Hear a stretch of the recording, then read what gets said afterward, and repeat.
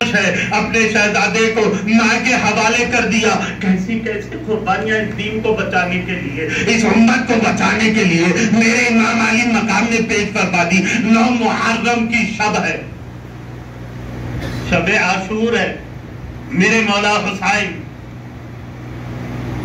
خیمے میں تلوار کو ٹیک لگائے ہوئے بیٹھے تھے کہ شہزادی زینب بارگاہ میں حاضر آتی ہیں اور عرض کرتی ہیں کہ بھائی حسین, ابھی ابھی پتا چلا ہے کہ یزیدی آپ کے شہادت کی تیاری کر رہے ہیں.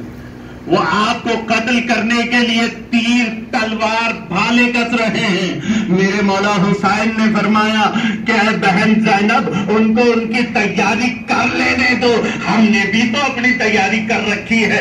ابھی ابھی میرے بابا جان, میرے نانا جان, میرے ماما جان آئے تھے اور مجھ سے فرمایا کہ بیٹے حسین, ہم نے تمہارے استقبال کی تیاری کر رکھی ہے.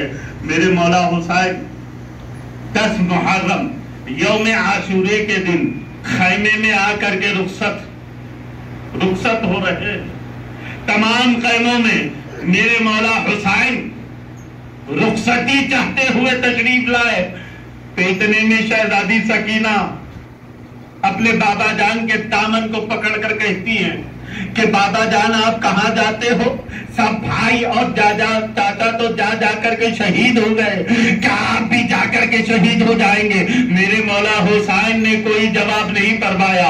اپنے گھوڑے ذوالجناح پر سوار ہو گئے. ذوالجناح پر سوار ہو کر کے میدان کربلا کی طرف چلنے کا اشارہ کر رہے ہیں, لیکن وہ ذوالجناح ہے کہ آگے نہیں بڑھ رہا. میرے مولا حسین اپنے ایڑی سے ٹیک لگا رہے ہیں, لیکن وہ آگے نہیں بڑھ رہا. لگام کھینچتے ہیں, وہ آگے نہیں بڑھ رہا. میرے مولا حسین نے فرمایا اے ذوالجناح, تجھے ہو کیا گیا ہے, تو آگے کیوں نہیں بڑھتا؟ میرے مولا حسین گھوڑے سے زمین پر تشریف لاتے ہیں. کیا دیکھتے ہیں کہ شہزادی سکینہ گھوڑے کے دونوں پیروں کو داؤں میں تھامے ہوئے کہتی ہے کہ اے ذوالجناح, اب تم میرے بابا جان کو نہ لے جانا. میرے بھائی اور چچا تو جا کر کے شہید ہو گئے, اب میرے بابا جان کو نہ لے جانا.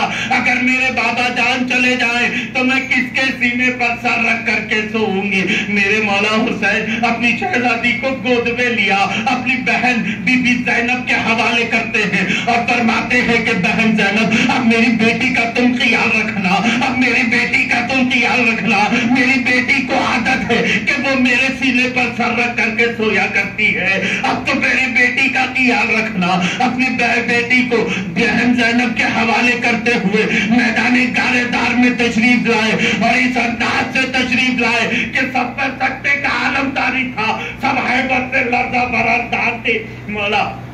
میرے مولا حسین یزیدیوں سے خطاب فرماتے ہوئے خطبہ ارشاد فرما رہے ہیں کہ اے لوگوں دیکھو, کیا تم نے مجھے نہیں پہچانا؟ میں